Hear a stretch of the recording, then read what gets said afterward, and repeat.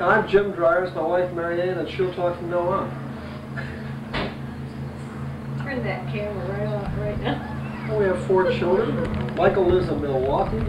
He and Julie are going to have a baby October 1st. And Bill's in Venice, California.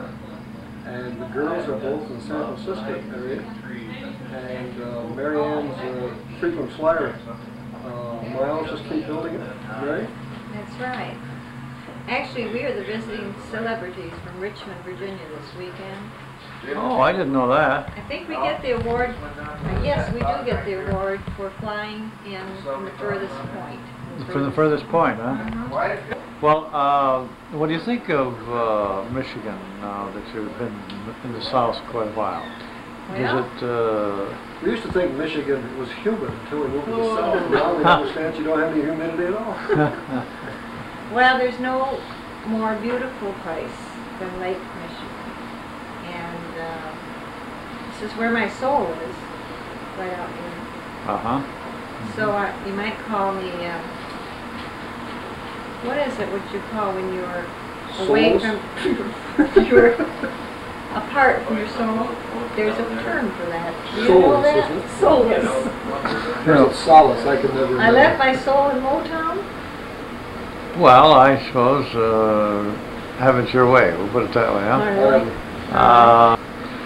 It's my understanding that you're the baby of the family. Is that correct? That's what they tell me. And it seems I've heard you complaining out here that there was a big part of the family life you missed, and that you had a different set of parents than the rest of us, and all this. That wasn't complaining. That was simply factual statement that I had a different experience growing up than, for instance, you did, because my parents were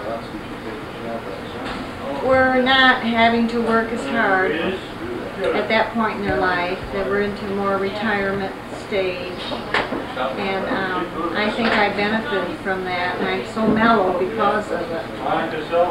I'm more relaxed.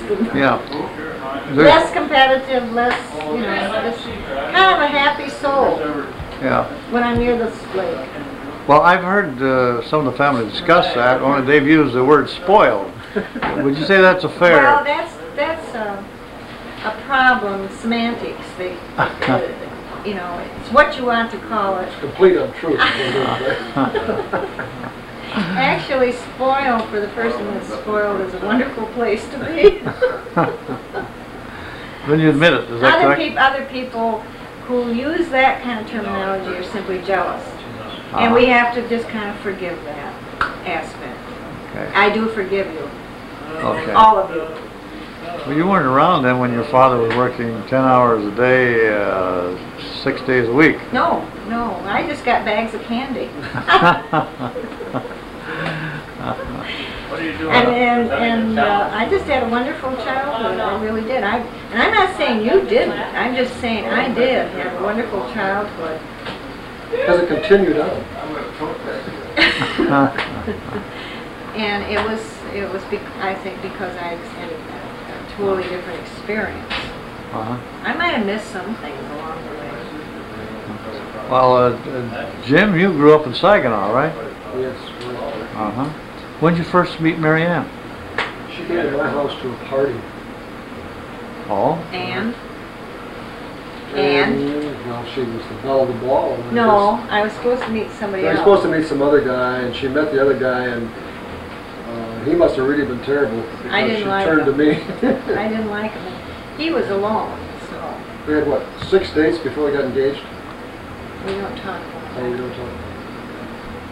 Well, was that right? I mean... that is kind of true. That was rather a short It was courtship. really very stupid. Well, it's reputed, whatever, that J. Richard Sinclair, when he heard that Maryanne was going to marry me, called up on the telephone and said to your mother, "Who the hell is Jim Dreyer?" Well, the worst was that when we came home to tell Mother and Dad that we were engaged, and I said we thought we'd be married in January, Dad said, "June's a nice month." Mother went to bed. It was 7 o'clock at night. That's true. How old were you then? 23. He was only 26 years old and I was 23. Had you been teaching school then? Yes, I've been teaching school. Well, They obviously didn't think I was old enough. yeah. I may not have been. Well, do you think your marriage will last? I don't know. Chances Uh-huh. at least till tomorrow. You know, contract we sign each year. Oh, you do? Yeah. Okay, you have, I mean, the terms change very much from year to year? The terms don't change, but we just kind of review it Uh-huh. if we've been able to hold to that contract each I year. see. How many years have you been married? He's 31. Everybody. 31. 31. Michael's 30, I can always tell. I just had one.